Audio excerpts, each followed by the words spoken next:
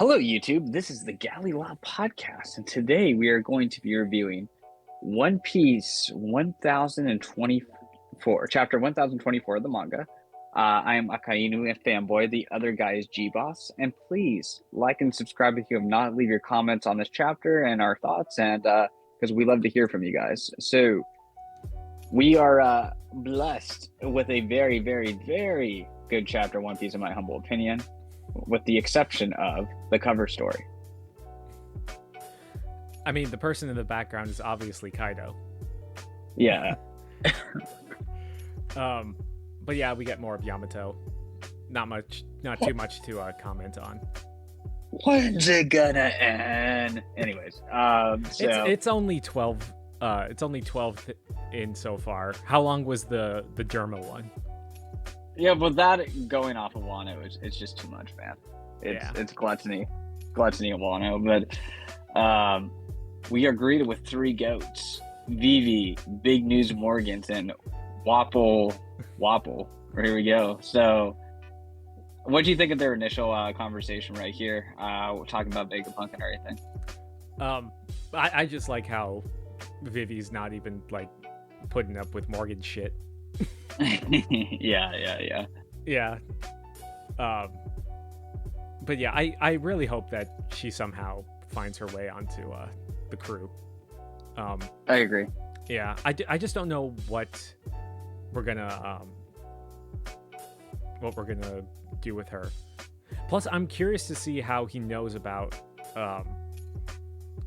Blackbeard versus Law and Shanks versus Kid.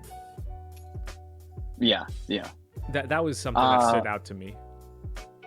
Yeah, I think the Blackbeard one would be a little harder to get accomplished, but yeah, no, definitely. So I think it was kind of theorized though that he was gonna slander Luffy by saying that he murdered Vegapunk.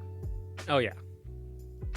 I think that was definitely in the cards. Yeah, that was in the cards. It's interesting that because he seems to be independent from the government now, but he chose to take that position.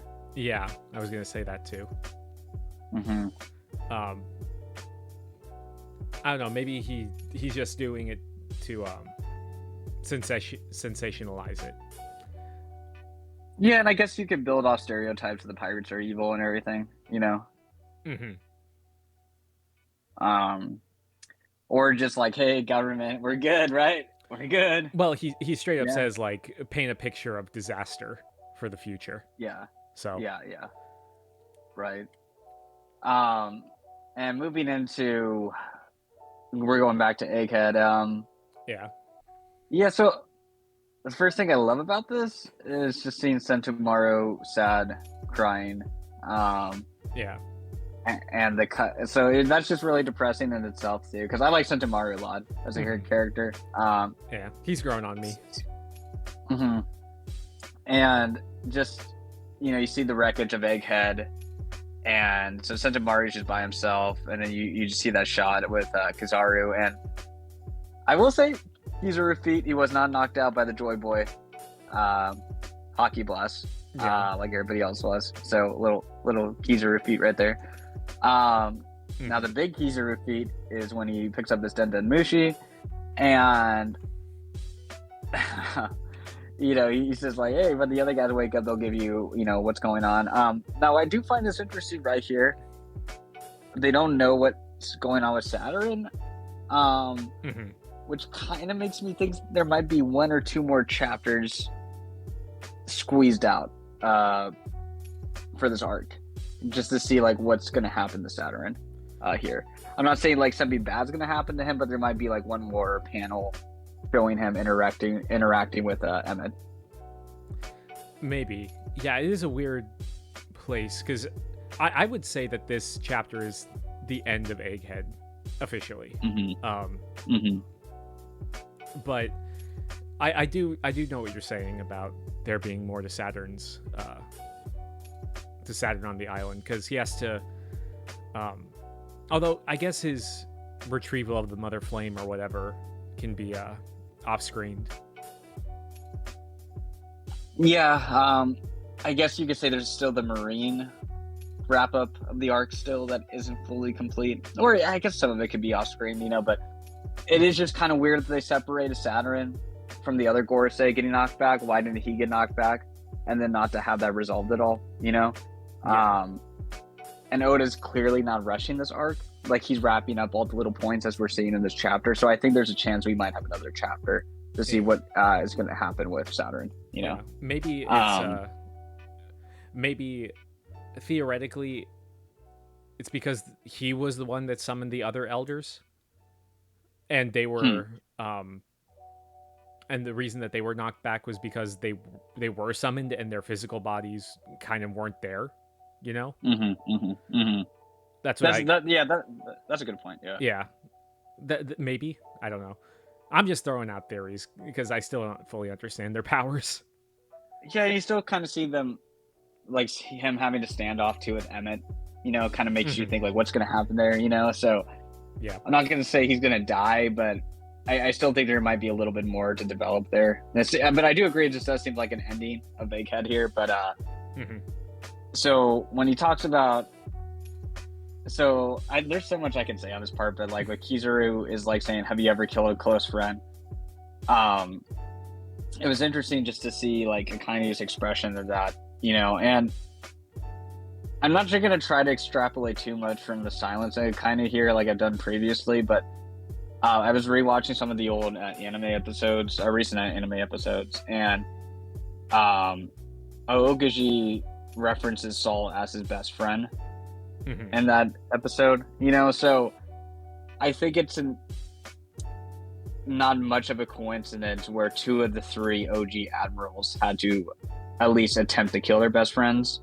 One didn't end up dying, one did die, and he was a good person, Vegapunk.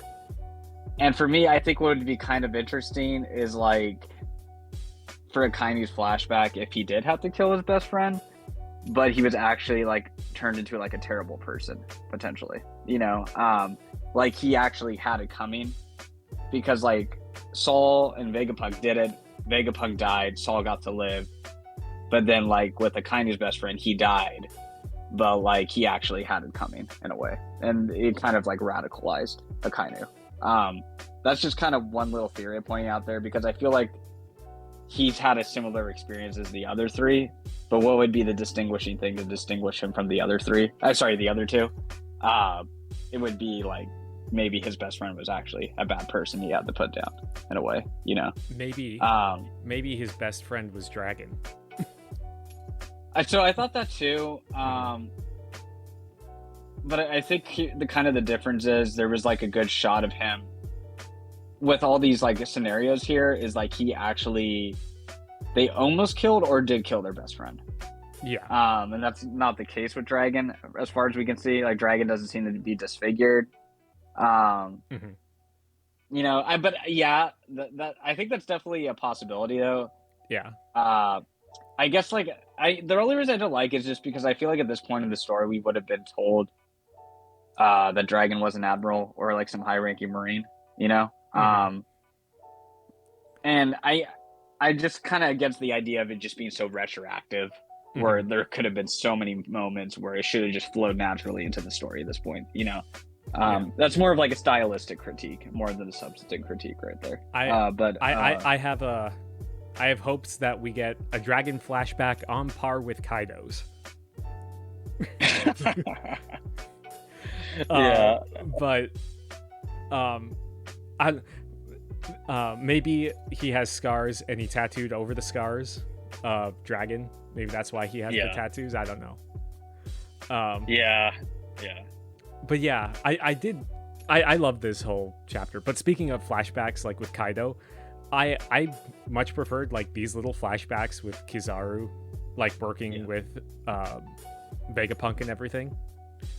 I don't know. I feel like we had like so much, like Vegapunk's been part of the story for so long, but if you look at like in terms of like chapters that he's been in, I would say Kaido and him, I would say roughly have the same amount of chapters. I'd have to like look at it, but I feel like Kizaru was built up more in terms of a character more than Kaido. I think he was, absolutely. And that's why like the flashbacks hit so hard. And I love the thing where like Akainu's calling in and Kizaru just tells him to shut up. Like he is so done. He's so like emotionally distraught, like especially at the end where he just says like, if you want to say I did a sloppy job, then you come down here and have a look for yourself. Yeah, you ungrateful brat. Yeah. But yeah, I would say this is the most emotions we've got out of Kizaru, because this is like and Akainu. Yeah, the whole last part is even stranger, because I read the unofficial and the official versions, and Akainu calling like Kizaru brother is like wild to me. Just like showing someone else respect and everything. Yeah, I love this whole sequence, because I knew that you would be a big fan of this. Yeah, like being an admiral, being an admiral fan and everything. Oh yeah. But yeah, go ahead. Oh no. So I know I think you said like before, like there was some stuff I got vindicated on, and I don't even remember all I said, to be honest. We said a lot because I'm talking. Yeah, we said a lot, but if anything comes up, but you can say it. But like because I don't remember. But one thing I do remember was one thing I was emphasizing over and over again was like his unclear justice, in a way where he isn't just a cog in the machine, but he just kind of fluctuates a lot, and like I think there's also like this idea where the Marines do actually believe in what they're doing. Like even just looking at that the recent episode with Aokiji and Garp, like Garp's saying come back to the Navy, even though Garp knows how terrible the world government is. Like he's begging him to come back to the Navy, and Garp's probably like the best moral person in the Navy, like or at least up there, and he still thinks the Navy's worth saving. So I think even with someone like Kizaru, like they do believe like what they're doing is right to some extent. They're just not like bad people. They're just stuck in like a messed up system. And so that's why I kind of like a lot of people. I mean, I think it kind of bled into the whole Yonko versus Admiral thing. It's like they didn't want to acknowledge that Kizaru was having conflicted emotions, because then his game's not 100% in the fight with him. Right. So, and I think that's kind of where that bled into, where it led to a bias against Kizaru's character. But I think there was a lot of indications, like you pointed out with the cover of the manga volume. I forget which number it was, but it shows like Kizaru dancing, the Nika dance and everything, So, I think like I'm not surprised by this. I think this is an interesting contrast though with Fujitora, because they're both telling Akainu to screw off, but Akainu's taking it differently here, because I think in this circumstance, I think one, Akainu can empathize with like what Kizaru is going through. Like I think he's had a relatable experience to that, and he cares about Kizaru more, like it's his right hand man. And also Kizaru is not shaming the face of the Navy; he still did his duty, right? While Fuji did shame the face of the Navy, in that circumstance, Yeah, that's a good point. And I think like the last point, what I would say here is like, I think people again had like an overly reductionistic view of Akainu and who he is too, where he didn't care about any Marines just because he killed that one Marine there, but again, there's like a difference here too. Like Akainu does care about the Marines, but if you mitigate your duty, like if you don't follow up on it, like that one Marine did a Marineford, then he'll like kill you, basically, And so with like again, like he clearly cares about Kizaru here, like even someone as like ruthless as he is, like I think that's gonna like we're gonna get more and more development from Akainu here on out. About like what he actually believes in, and like you can have like more of an empathy, even though he is like a villain at the end of the day, Yeah. But I mean, I don't know if you have any more thoughts on this part, but there's one thing I kind of wanted to propose later, but I mean, just very, very quickly, but like, I don't know. Is there anything else you want to talk about for this part? I don't know. I when I was looking through the chapter again, I really like the panel of just Egghead in flames, and you see Kizaru's silhouette on the boat. That's awesome. Yeah, it shows like you said, he did his duty, but to what end? Totally. And I kind of like how, like, technically, I would say like the Marines did their job, and they eliminated like the main Vegapunk and everything. They secured the Mother Flame and the Seraphim, destroyed Egghead and everything. Yeah. But you look at like Kizaru, like he's mostly destroyed at the end of this, and everyone's passed out from the Marines. But then you compare it to the Straw Hats at the end. They're celebrating and everything. Great point. Yeah. Yeah. Great point. And which is like a further sorry, go. Yeah. Because I was gonna say, yeah, because they technically failed too. Like Luffy's, we'll get into it, but Luffy's like all sad because of he couldn't fulfill his word to Vegapunk, but technically he did. Yeah. But yeah, I think it's a good contrast between the two. And it's like another contrast. That's an excellent point that you made. 100% agree with that. And I think it's a great contrast with Sabaody, where Kizaru was the victor. You know, I mean, like with the amount of supernovas he packed up. Yeah. And the Straw Hats were crushed and despawned, and now it's reverse here.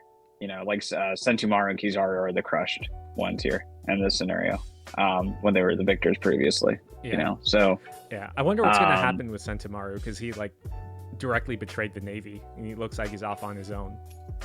Yeah, I prefer his cover story over Yamato's. But on the topic of the continuation of this arc for just maybe one or two chapters, since you got the cope with JJK, and I'm not going to specify on the theory, and you were vindicated, I'm going to have a little bit of coping here too. I think I think there's still either maybe like in this, like the next chapter or two, or way down the series when Kizaru is fighting Sanji or whatever.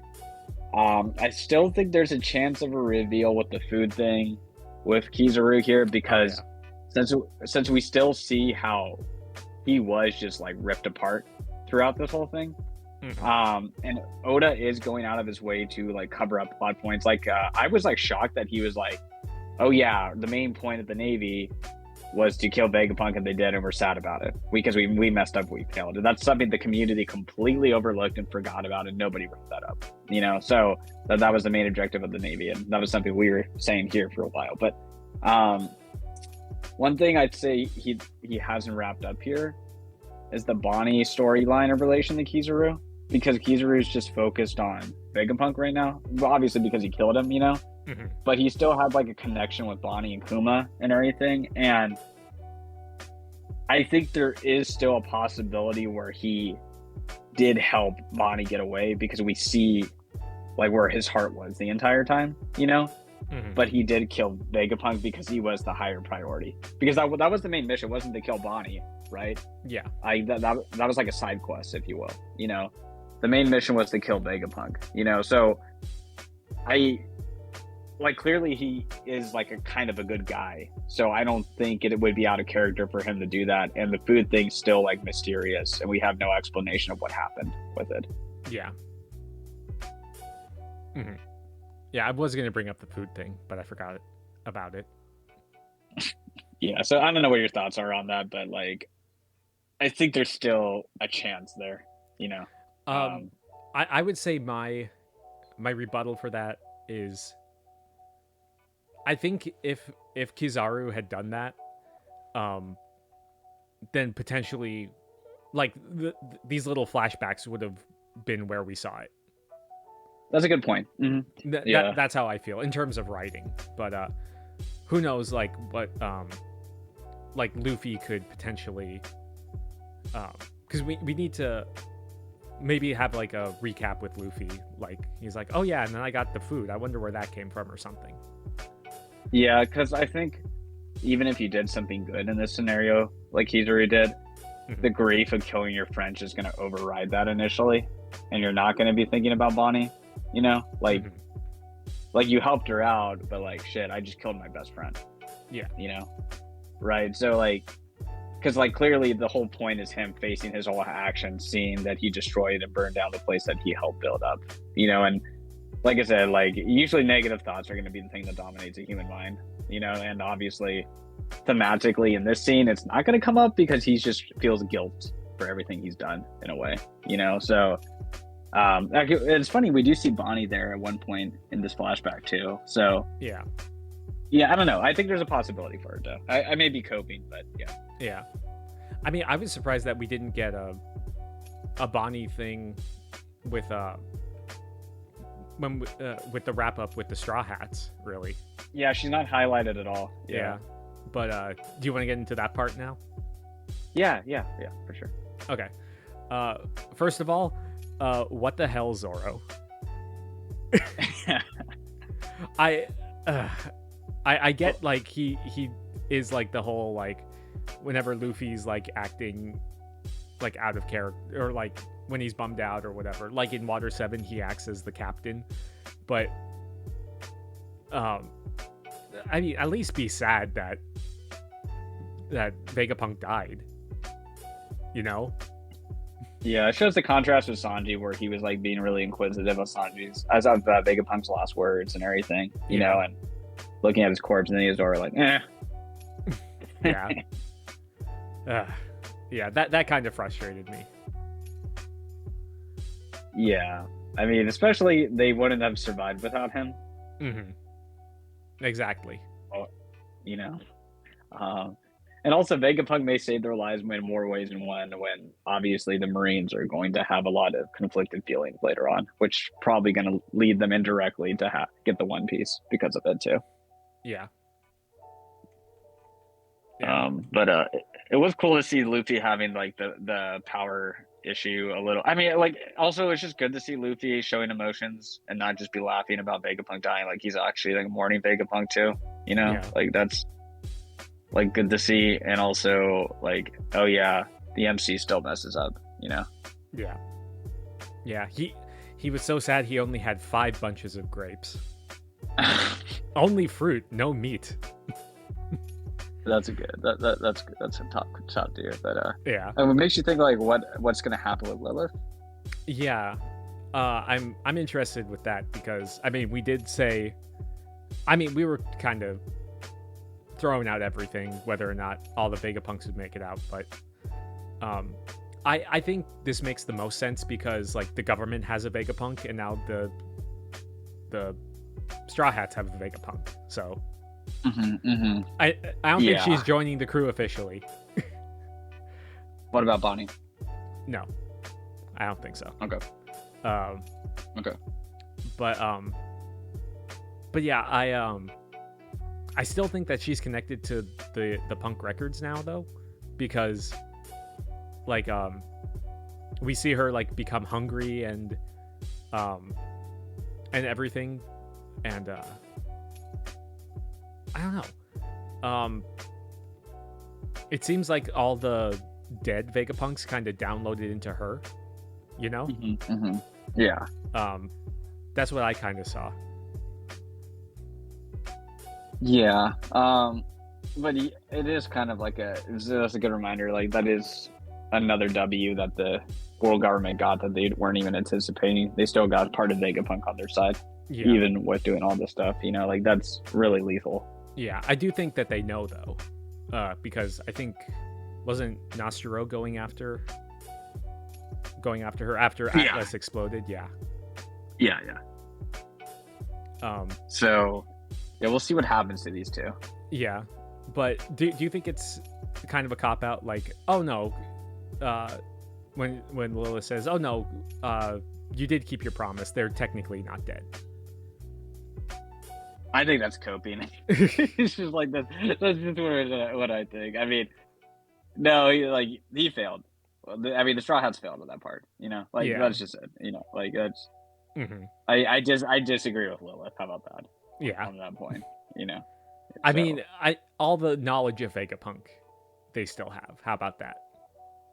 yeah, that's fine. Yeah, you can't be like, oh my gosh, I'm so happy Kizaru's coming to terms with his sins and everything. Hmm. Also, they're not actually dead. Okay, which is it? Yeah. Is he dead or not? Right? You can't have it both ways. So you can only say it in the knowledge way. So, yeah, and then Shiki, last panel thoughts. No, I don't think it's Shiki, but we have seen him. Yeah, in that one cover story with Crocus. yeah. I have no idea. People say that's Scopper Gaban. Burn man with the scars, with the scars or something like that. Mm-hmm. Yeah, but I don't have any clues. They said it looked like Shiki though with the thing and everything, but I don't know if. I mean, just Jin? Yeah, he came all the way over from Pirate Island. Yeah. But no, I think in terms of like meta wise, it doesn't make sense for Shiki because he was already the villain of a movie, and I don't think Oda would reintroduce him into the series as like a completely different character. Mm-hmm. But yeah, it is interesting because it seems that he's on Elbaf, and if he's on Elbaf, potentially he knows Shanks, because we don't know for a fact if Shanks is on Elbaf still or not. Right. Because oh no, I was gonna say last we saw him was when he said we're going to claim the One Piece, but that was at the end of Wano. But yeah, I'm glad that we did get the mandatory Straw Hat celebration at the end of the arc, and and the panel with Robin excited to see Saul. That just made me happy.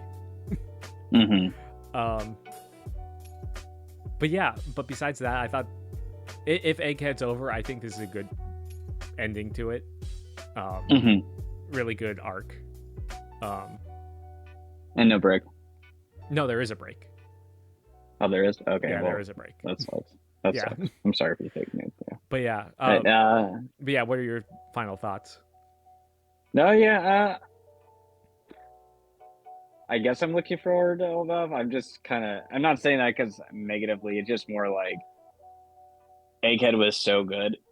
I'm just like afraid the quality's not going to continue. But I think it will continue just because I think there's a lot of cool stuff you can do for the story. I think I'm just like scared. I have an irrational fear because of Wano, but I think Wano had its own structural difficulties that caused it to be not as good. While I think Elbaf's going to be a lot cleaner, point A to point B. Keep Big Mom away, and we're good to go. I'm coping. My copium hasn't let me down so far on dead characters. No. All right, but please like and subscribe. Yeah. Yeah, please like and subscribe, everyone. Leave your comments on your thoughts on the chapter. Do you think Elbaf's going to be pretty hype? And yeah, so we will see you guys soon. Have a good one. Peace. See ya.